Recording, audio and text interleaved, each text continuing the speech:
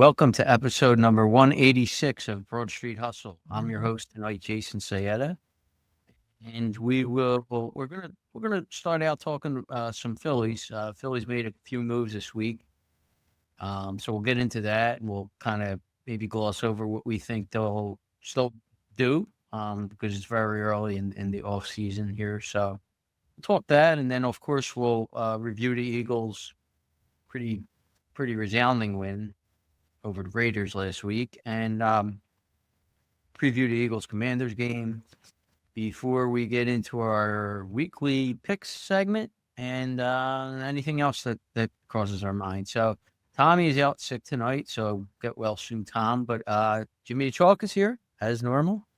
Chalky, what's up? As normal as I can possibly be, which is not very normal, but well, I mean, you're happy to be here as always. Out of 186, you maybe missed 2.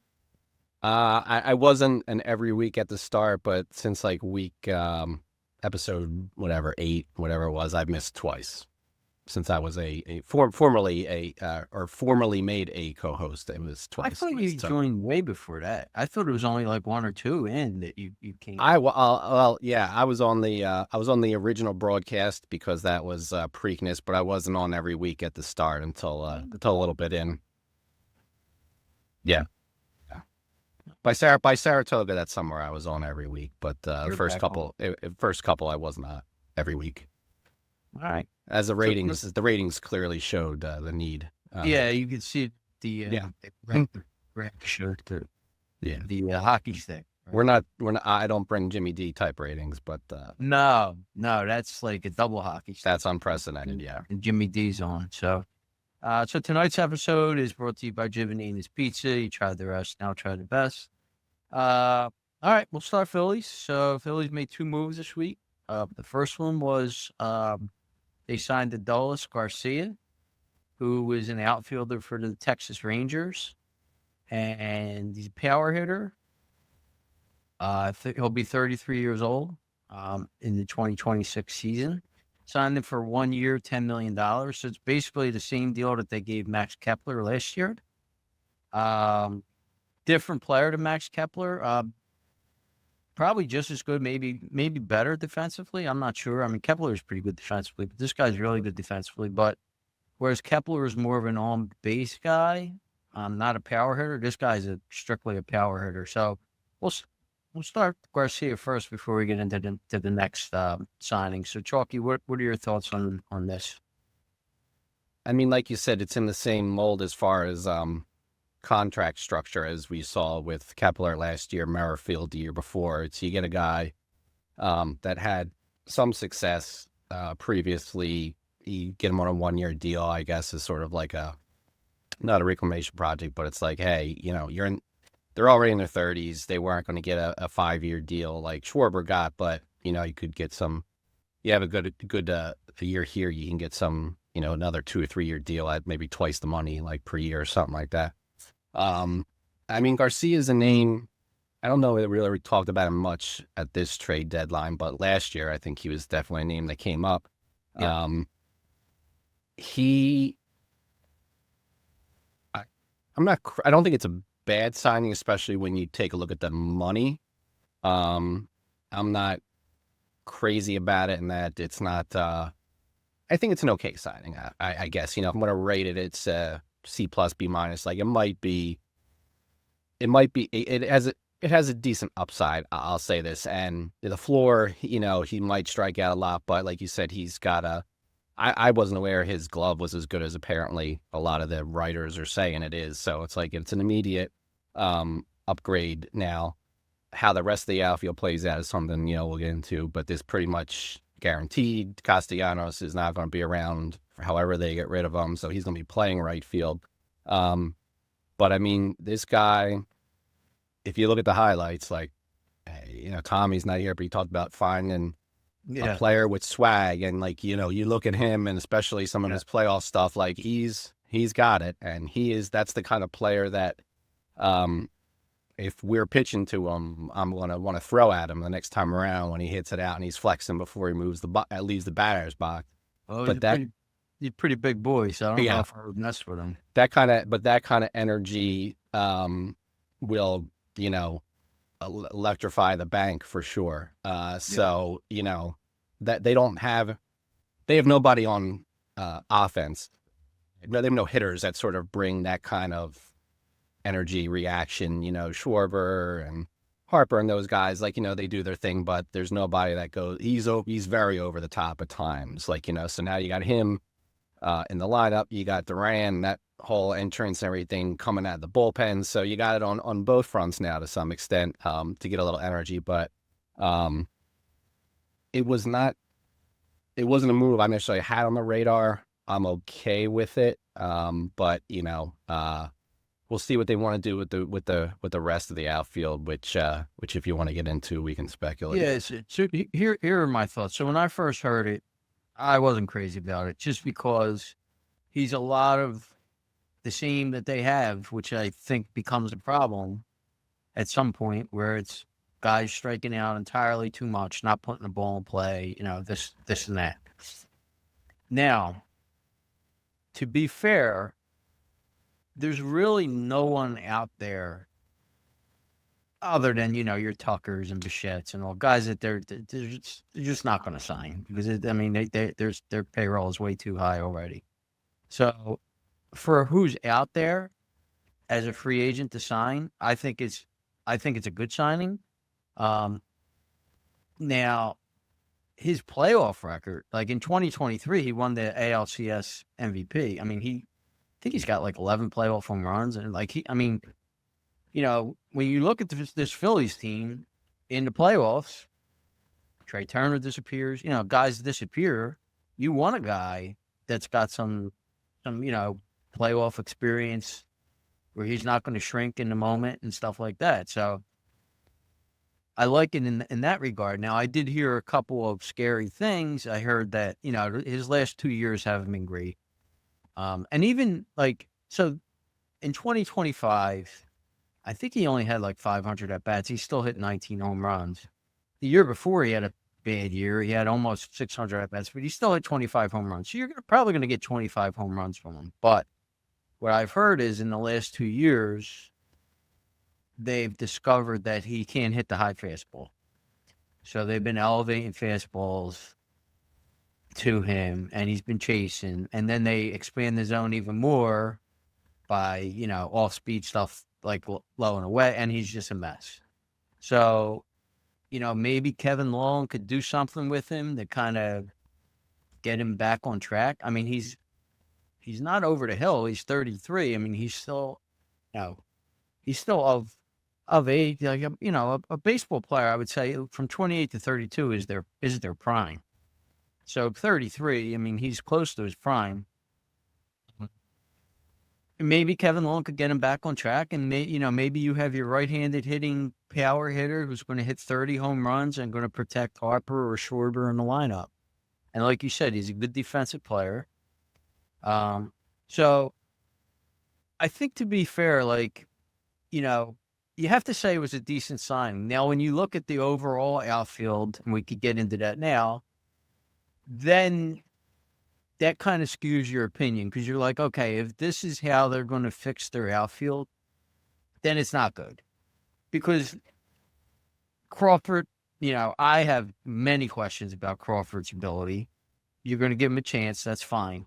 We know I don't like Marsh. I don't think you like Marsh. I mean, that outfield as a whole, that's not a good outfield. Yeah, I mean, when Dombrowski said, "Yeah, we're pretty much set at outfield," that concerned me. Right.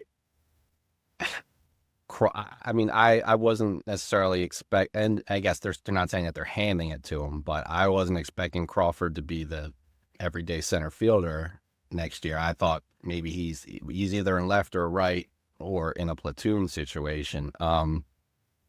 So that kind of, you know, and again, it's not that I dislike Marsh, it's that it's just he can't hit left-handers. So it's like, okay, you're going to say you got to platoon him, Marsh but as a starting outfielder, like, well, yeah, he's a platoon outfielder. Okay, yeah, which it seemed like they said they were going to do with him, right? Like they're going to get another bat for play right field, I guess. I don't know what you're going to do with that. I mean, Well, you being as a right-handed hitter. as a Right, right-handed, right, left field, right-handed hitter, right? yes.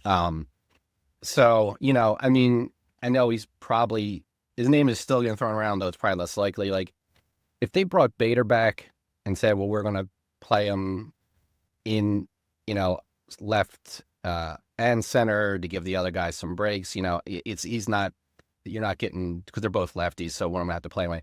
Like, I mean, I would be okay with that considering Kemp's also potentially going to play left field too, it sounds like. So, like, if you wanted to re-sign Bader and let him move around, some games where he's in center and Kemp's in left, or, Crawford in center and Bader or Mart, Bader is probably redundant if you're going to give Kemp a lot of at bats, because then you're taking the bats away from Marsh and Crawford. But I have no issues bringing Bader back if it's 1 year, $12 million. Yeah, he's going to get 3 years though. I think so. 3 years, $45 million. Somebody will give him 3, and now it might be like 3 years, 36 or something like that. But which even I wouldn't want to go more than 2 on him. Depending what you save on. However they get rid of Castellanos, if they save anything, I could argue 2 years, 15 if they really wanted them that bad. I wouldn't want to go more than 2 years unless you're getting a bargain basement on that third year. But the initial instinct when Dombrowski was like, oh well, we're pretty much good where we're at, was like, you kind of cringe. But then he also, I think, said the same thing about the bullpen, which they went out and made a pretty significant addition yesterday. So maybe he wasn't being completely truthful with that. So it, kind of made me think, okay, well, maybe there is still some room to do something in the outfield at this point. And the other, what are the other pieces that are going to fall in place? Is Bohm seems like he's available, so does he get moved? Strom is one that keeps getting mentioned. So, like, when you're moving these guys, what are you getting back? I think the Bohm thing, let's stop there, because I think the Bohm thing is still very much in play, right? I think they want to move him. I really do. I agree. Yeah. I think they want to move him for the right price. Now, maybe that's where your left fielder comes into play. Like, maybe you're moving Bohm and Marsh, and you're getting back like a legitimate left fielder to be your starting left fielder, or a center fielder, and put Crawford in left. Right. Because that's optimal. Because I don't think they're crazy about. It's got to upgrade somewhere. I mean, it can't be just like, well, we know we're going to lose him next year, so we'll get something back and just try to, it's better than nothing. Like, I mean, there's a couple names, cheaper names you see, like, as that right-handed bat in the outfield, like this guy Reef Schneider or whatever. Like, I see a lot of people mention his name. Oh, he'd be perfect. Well, maybe he's a great fit, but that's not gonna. It's certainly not going to be a sexy move. So if Bohm and somebody else gets you another reliever piece, or, JT's still not signed. That's been hanging out there longer than I would have expected. I mean, I would still bank on him returning, but that's, so, but you got to look. So maybe then, like trading Bohm for your catcher of the future is not going to really make a splash, even though it might be the right move. So you got to see what Bohm would bring back. And then, if you move him, then maybe Kemp/Miller is your third baseman, and you do need another. Use that to frees up something to go out and get something else for the outfield, because I don't know, but I would think, like, if it were me, I would be trying to trade Bohm for a center fielder, like a legitimate center. If it's Buxton, I don't know, a legitimate center fielder, and then you make Kemp keep the position warm for Miller. Right. Miller's not ready probably yet. Maybe Miller's ready in June. Maybe Kemp from April, May.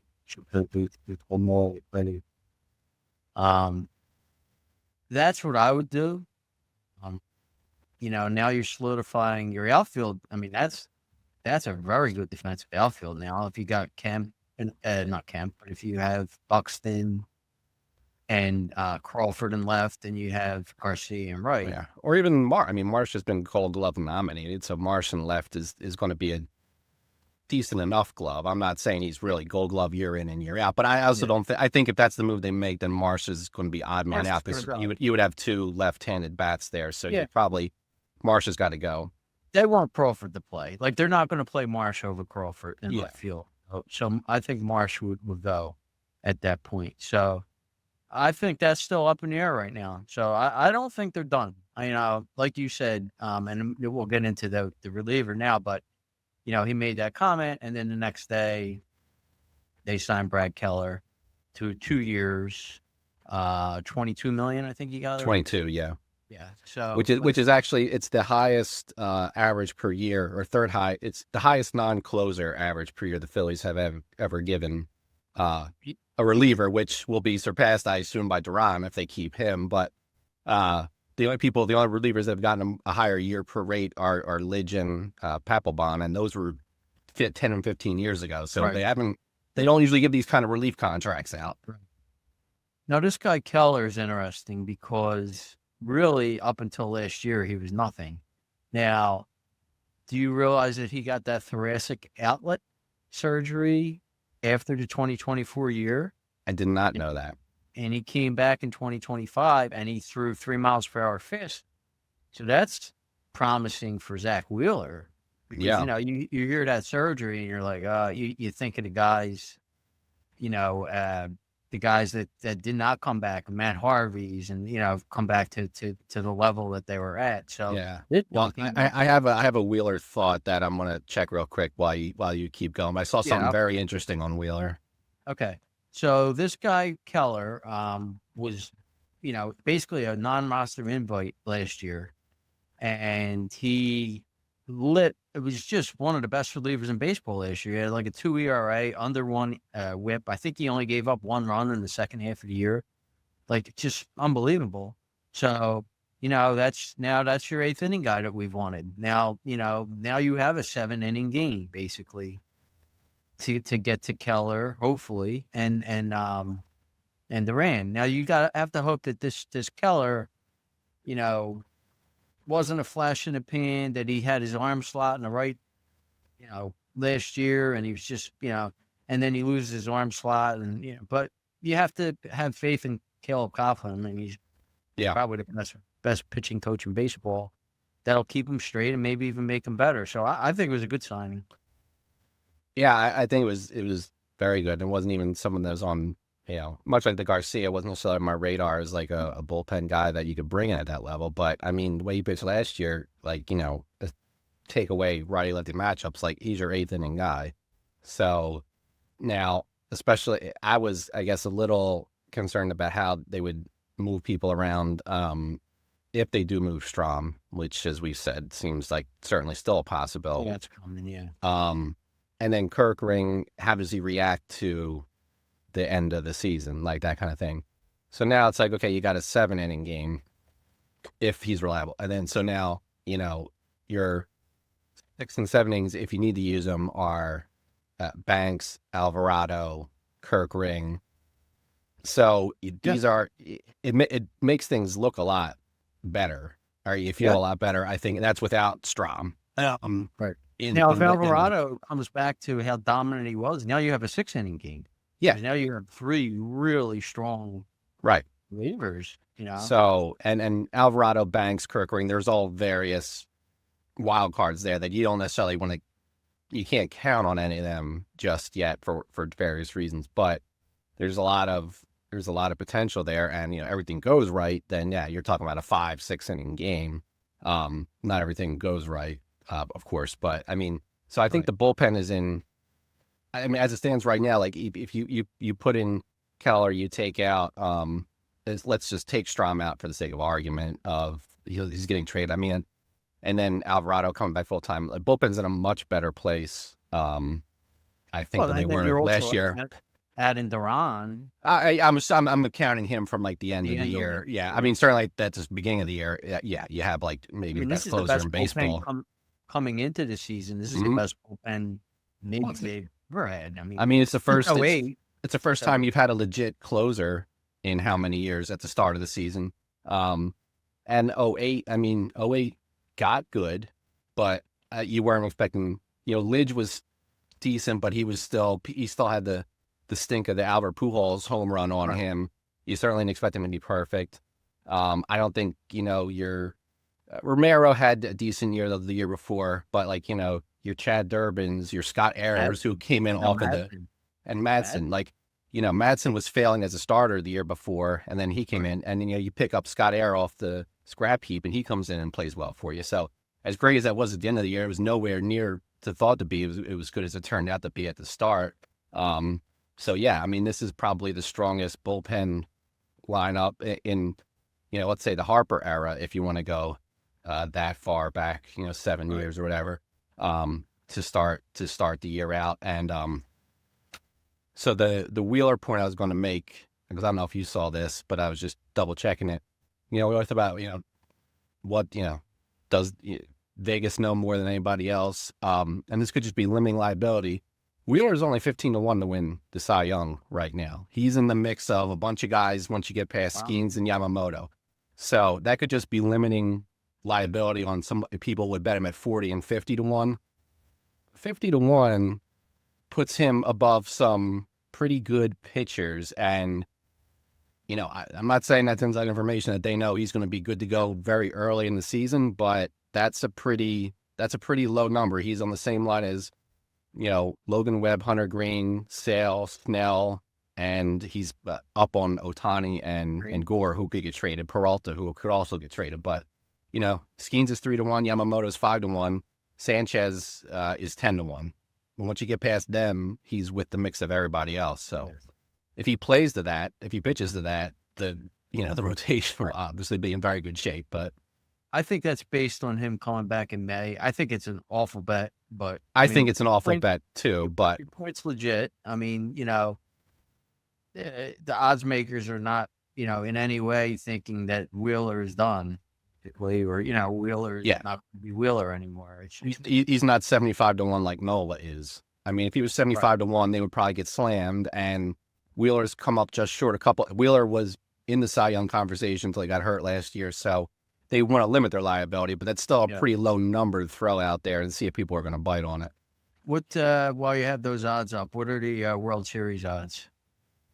Because I think I have the Phillies at 10-1. I have bets on them, or maybe Phillies. So DraftKings Phillies are currently 11-1. Dodgers are 370. Yankees are 750. Phillies are 1100. Sure, those are your top three. They're third. Okay. Interesting. Dodgers are still the Dodgers. I mean, they're probably not done making moves. I mean, God, I heard that they were trying to get Skubal, which is a scary thought. They have a never-ending depth of prospects, it seems like, and they have 6-7 starting pitchers now. They could move one or two of them. They could legitimately take, like you said, 2 or 3 of their young pitchers and bring Skubal in to go with Ohtani and, the rest of that ridiculous staff. Yeah, I mean, Sasaki might not. I mean, I know he closed or he was at the back end. I don't know if they're looking to put him back or they're going to keep him. He's in the rotation. It's a lot of money not to have him in the rotation, but yeah, he's in the rotation. I mentioned that. So, interesting. So I mean, just to kind of wrap the Phillies talk up, I don't think they're done. No matter what Dombrowski says. I mean, obviously they're not done because they didn't sign Realmuto yet or make any trades. I think there's more to come, and we're probably not going to hear anything now until January. I mean, it's basically Christmas now. So yeah, the only thing, and I haven't seen the Phillies link closely to them. There's the third baseman from Japan. He's got to be signed by the 22nd, I think. He doesn't really fit the Phillies unless they move Bohm because he might be more of a DH, but he's a big bat that at the start of the offseason, people had speculated if the Phillies move Bohm, he could be somebody they look at, but I don't know that he's the next bigger name or whatever you want to call it that would probably go before the beginning of the year. He's posted on Monday, they said. So okay. I heard a lot about him. He's basically the Japanese Kyle Schwarber. Yeah, that was the exact comparison I saw, which is like, well, we, as a DH, we don't need one of those. Right. But they're still in the mix for the Japanese pitcher. Their name comes up, Marte, and some of these other names. But you're probably not going to see, unless it's a trade. I mean, trade could come at any time, but any free agent signings for the most part are going to be after January 1, I think. Yeah, yeah. So all right. So we'll have some more Phillies talk in a couple of weeks. So unless you have anything else talking, maybe we'll just jump into some Eagles talk. I do not. Okay, so let's get into the Eagles. So Eagles basically blitzed. Well, really, they didn't blitz at all, but we could talk about that. But they destroyed the Raiders last week, 31-0. You know, they beat a team that probably would lose to Ohio State. They played Ohio State, but they're obviously they did nothing wrong. The Eagles, they beat who's on their schedule. So I'll give the offense a little more credit than I would give the defense, because that Raiders offensive line might be the worst I've ever seen. So, and I know the defense held them to 75 yards, but I just don't know where to even begin to how bad the Raiders offense is. But the Eagles offense looked good. I mean, they did everything right. Hurts played well. They did what they had to beat them. I will say, this is the same argument that I get into with everybody about when the Eagles played the 49ers in the championship game a couple years ago. And the Eagles were, offensively just walking up and down the field on the 49ers. My point was, well, the 49ers offense was not on the field the whole game because they didn't have a quarterback. So the 49ers defense was probably exhausted and just, could not stop the Eagles offense. That's probably a little bit of what happened here, because the Raiders defense really isn't terrible, but their offense is just so bad that it just brings the rest of the team down. But Eagles did what they had to do. Does this get them back on track? I'm not going that far yet, because I just don't respect who they beat. But it is what it is. So, Chalky, what are your thoughts? Yeah, I mean, we kind of talked about it. Like this wasn't necessarily going to be a game where, and if you're an Eagles fan or somebody looking for a reason to say the Eagles have got everything fixed, this wasn't a game where you were going to walk out of it saying like, okay, well, they're definitely Super Bowl contenders again. But you could easily walk out of there, even if they don't lose the game, saying like, okay, this team is as bad or worse than some people maybe have been thinking. Not that they're a terrible team, but not a legitimate title contender. So, 31-0, it could have been 35 or 41. Goddard dropped the touchdown, and the second string offense on that last drive of the game got more yards in that drive alone when they got stopped at the end than the Raiders starting offense did the whole game, because I think the Eagles had like 78 on that drive to the Raiders 75. So, it was 31 versus 45 or 48 or whatever. I'm not feeling any different on that. Like the Eagles they're going to be a playoff team. They're going to have the potential to go deep in the playoffs with the way the defense is playing. And if the offense limits mistakes, no matter what the ceiling on the offense is going to be. So this is the kind of game you want to see. It doesn't get me excited as to like, okay, they're back, but it's like, they did what they should do. So I'm not going to knock them for not winning by 50 points, but this is what they should have did. They have a bad team that had checked out, and, they ran the offense a little bit different, more under center, which was successful. Hurts had some design runs, which not coincidentally were on, a couple of touchdown drives and opened things up a little bit. Barkley certainly had a little more space.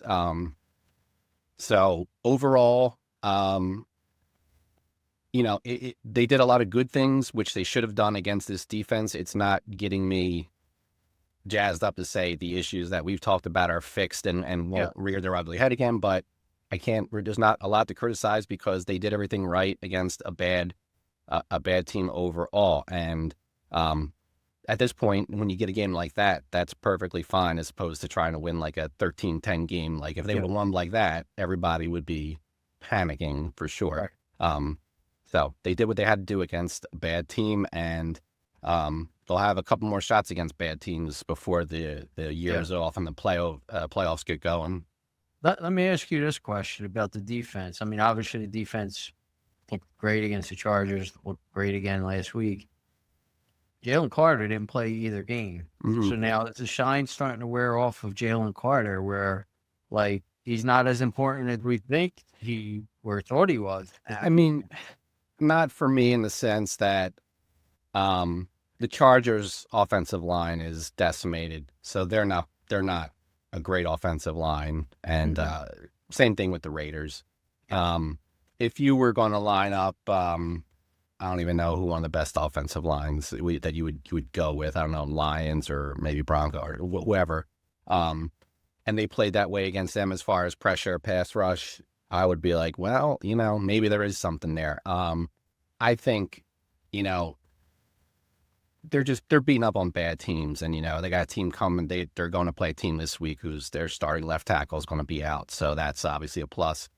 I would expect Carter to probably be back for the Buffalo game, but we'll see. Carter and Johnson are both out this week. They're both out this week. Okay. I don't know how much. Johnson is probably just being more playing it safe. Carter, I don't know if he could play, but they're just waiting another week. But Johnson seemed like he was ready. He would have been ready to go, but there's really no reason to push that at this point.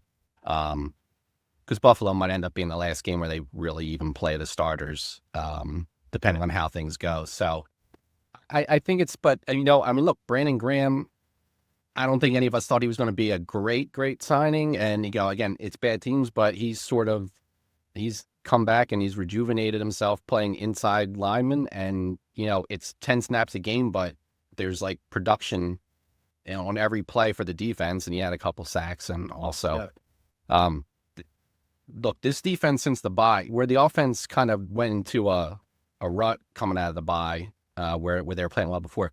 I mean, the defense has really stepped it up, and you look at the numbers, what they've given up as far as passing percentages and other with these quarterbacks they've played. The Bears game obviously is the black eye with the way they were just mauled from the rushing, and as I said, to me that was a combo of a bunch of things, being on the field a lot and having a short week, I think. And even the second half against Dallas, I don't fault the defense as much as the offense not moving the ball there, but the defense is rounded into shape, and they're going to give this, if they're playing like they have the last couple of weeks. I mean, look, they had 5 turnovers against Chargers and they still almost won the game. They're going to give the offense a chance to win the game as long as the offense doesn't completely combust. And when you have a week like they had this week where the offense goes off, it's going to be a 30-point win or whatever, so. All right, let's get into this week's game. So the Eagles play the Commanders Saturday night at 5 p.m.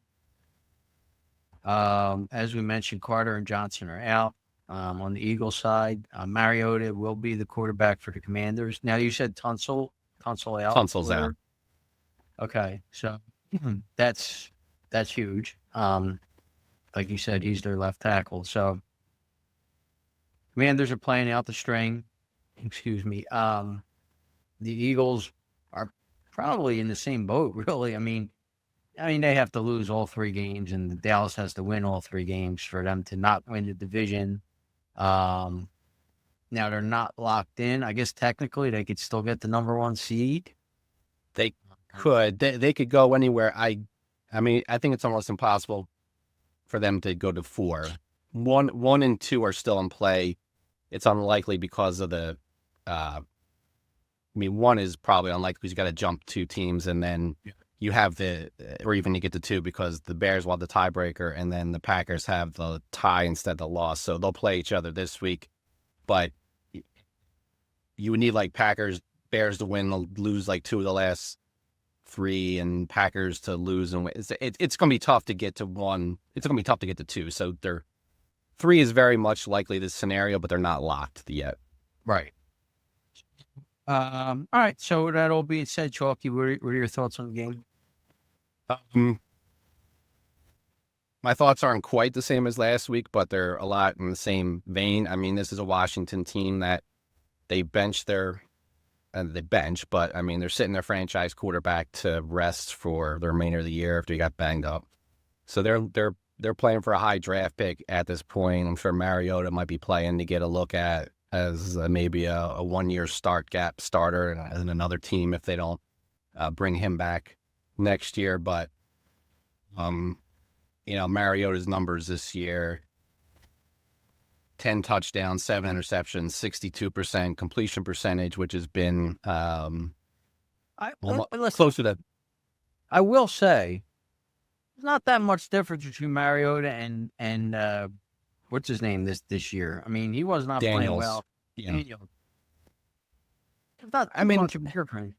No, I mean, Daniels hadn't been playing as well as he had last year so far this year at that point. But, Daniels, maybe he is not as good, but you know what Mariota is at this Right. point. Like, he's been, he's a backup that, he's a guy that I thought, for years the Eagles should have had interest in. They brought him in 2 years ago. And that as he barely played, but as a guy that needs to play a half or spot start one, he's perfectly fine. But, he got a chance to start last year in Vegas and couldn't do it. And he can't, his Washington numbers aren't, he didn't get to start because he was better. He's, Daniels has been hurt. So, Right. Look, I mean, like I said, they've been playing, even the game where Chicago won, they didn't throw the ball out because they didn't have to, but Williams wasn't throwing all that well. So this pass defense has been playing very well coming out of the bye, aside for a few, series against Dallas. So, when Mariota is completing 53%, 56%, his ratio touchdown to interception is almost even. I mean, this is a game you should win by double digits. I'll say 24-13. If they don't turn the ball over, this should not be that close of a game in the end. So again, a 31-0 win here is not going to get me any more excited. There's really 3 games left. There's one game that if you're going to say, well, they legitimately can still be a championship team, that's going to get you to that. It's going to be the Buffalo game. And we'll get to that when we get to that. But, for this Washington game, and if the last Washington game means anything, it's like you got to win this game and you got to look not bad doing it because looking good isn't going to give you that much. So I'll say 24-13. But Washington's pretty much turned it in for the year, I think, even though they beat a worse Giants team last week. So it's this is one of those where you should be comfortably win. So I have Tommy's score. He's got the Eagles winning 2017. So I'm more along the lines of Tommy. I do think the Eagles are not. I don't think this is a blowout game at all. I think they might struggle a little bit. I think, Washington. A lot of times they struggle going to Washington. I think Washington is not as bad as they appeared against the Vikings, and they bounced back last week to kind of. They show that they still have a little bit of fight in them. I know you said they might be playing for a draft pick, but a lot of times these guys, they don't care about that. They want to, they're out there to win the game. Yeah. So, I think it's a struggle. I think they do win. I'm going to say 24-20. So I don't think they'll cover, but I think they'll have to win in the end. So yeah, I mean, and that's a good point because it's not like the players are going. We talk about this with the process Sixers. Like the guys that were on the court were not trying to lose. They just weren't a competitive. Yeah, they weren't competitive in comparison to who they were playing. So these guys are playing for. Like I said, Mariota's playing for a contract and maybe start somewhere next year where it's like we're going to draft a guy, but we need a guy for a year or whatever.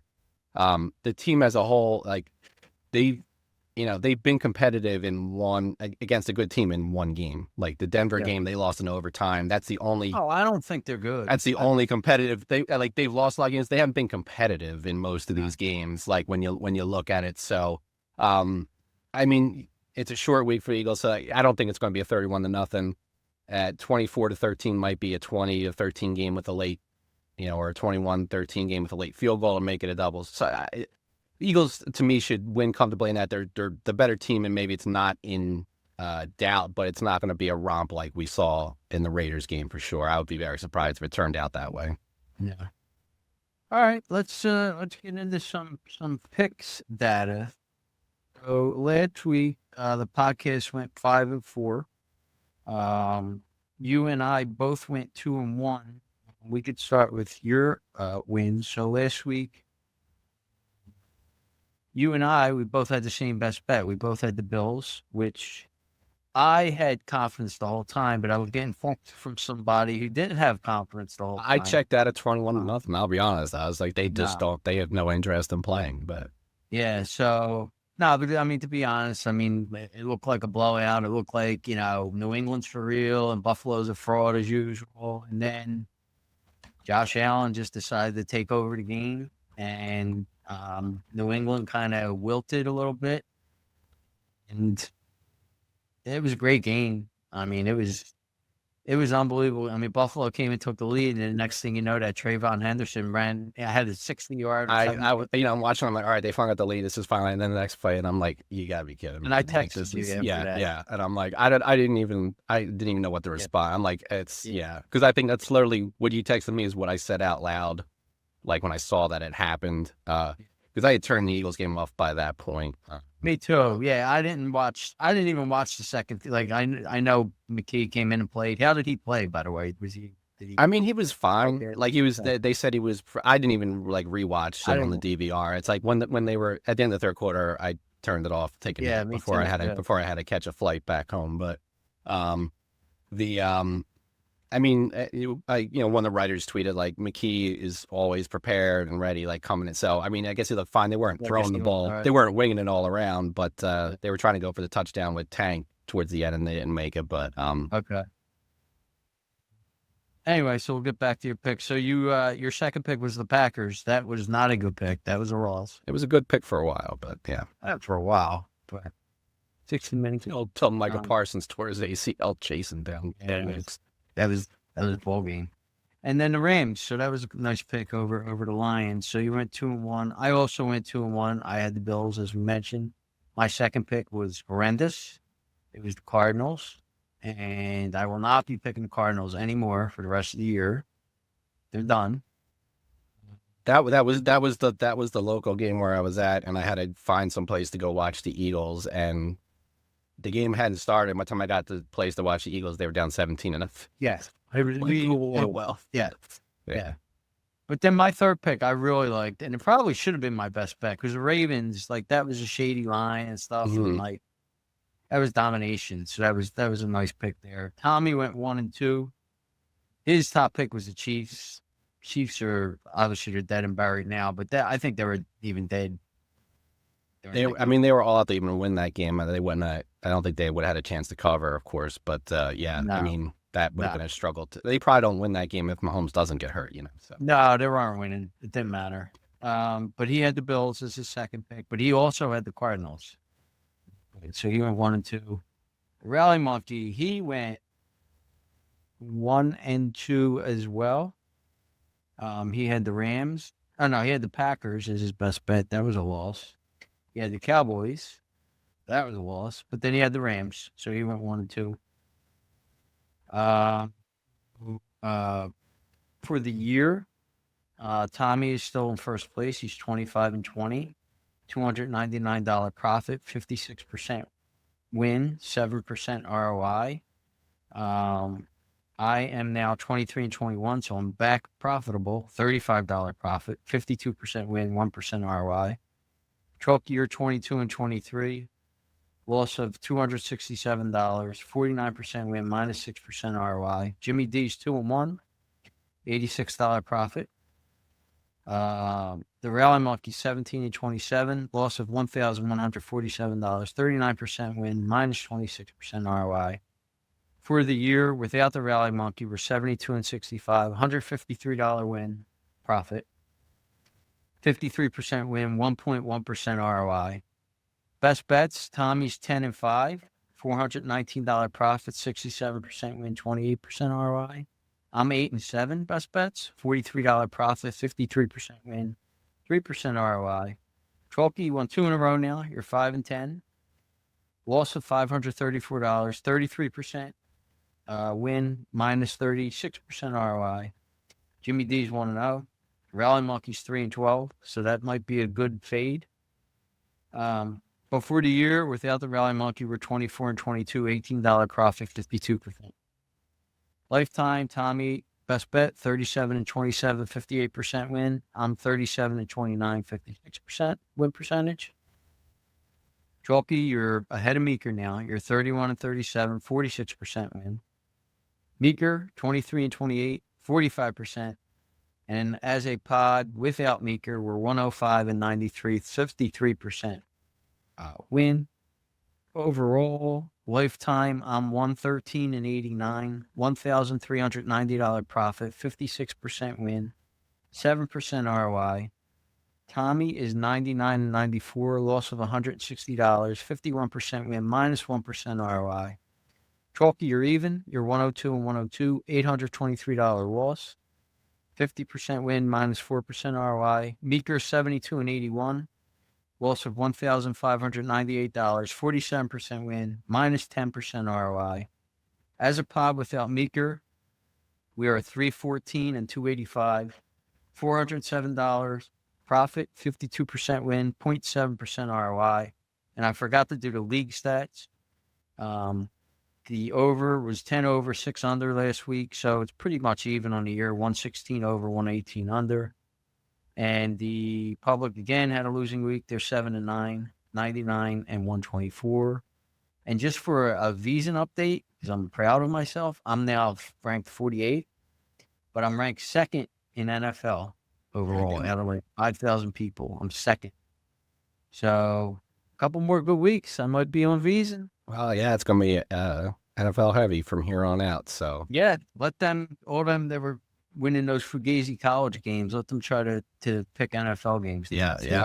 No, absolutely. All right, Chalky. So, I do have Tommy's picks, but we'll let you go first since you like going first. And thank you.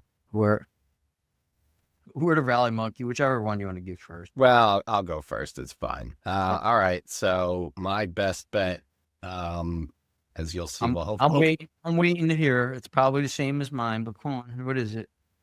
The order was a little iffy for me, but my best bet is going to be Green Bay minus 1.5 plus 105. I don't have that, but I do like Green Bay. But I almost went money line on that and just said it's money line. If Green Bay was getting points, they're minus now. They're minus 105.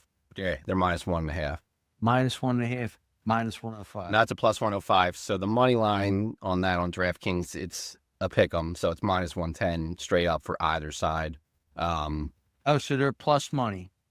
Yeah, it's plus 105. So I'll give the 1.5 and take the juice, but it'll increase my ROI for the best bet, I guess. I don't know. Right. My second bet is going to be Dallas minus 1.5, minus 115. And then wait, it's minus 1.5 or was 2.5 when I looked? It's 1.5 right now, minus 115. So that's one of those. Dallas is pretty much, I mean, they're playing for their season, but there might not be. Actually, I'll be interested to see if that changes, because if the Eagles win, they're knocked out completely, I think. So whether they, I mean, I don't know if they're going to sit guys, but they would know their playoff fate already potentially by the time that comes in, as that's a Sunday game. That's scary. That's a good point. You didn't think that. Yeah. So I'll stick with it, but, But most of the money's on the Chargers, as you would expect if they were getting points right now. So Dallas doesn't really need to be giving points. So that's where I'm going with that. And then I had 2 games I was kind of looking at for my third pick, but I'm going to end up going with the Ravens minus 3, minus 105 against the Patriots. Patriots are still a good team, and now it's a road game, but Ravens are a 3-point favorite at home. I don't know. So Patriots are getting the most money of any team this week, I think, so far, as we record this on Thursday night. So I'll take the Ravens minus 3, minus 105. And I'll give you my fourth one if you don't mention it, but those are my 3 picks. Now, the Rally Monkey, hopefully his trend with best bets continues, because he has the Bears he says minus 1.5, but we have that line now at plus 1.5. So he's got the Bears plus 1.5, minus 125. There must be somebody else for Chicago, because that line started that way, flipped to Green Bay being the underdog, and now flipped back to the Bears being the underdog. So something must have happened today or something. I didn't see anything. But I mean, obviously, I don't know when he pulled these lines, but yeah, the Bears are not showing as a favorite on DraftKings at the very least. I didn't compare to any other books to see if there's any variance, but we got DraftKings. So his second pick is going to be San Francisco, who on DraftKings he's got listed as 5.5. DraftKings has at 5.5. That's minus 115 against Indianapolis. That's the Monday night game. Mm. And then his third pick is going to be Detroit minus 7 against Pittsburgh. That's a minus 115 line. Okay. All right, let's get to Tommy's picks. So Tommy has the same pick as you with the Ravens -3, minus 105, which I also like. I'll use in VSIN, but I did not use on our podcast. He has the Cowboys -1.5, minus 115.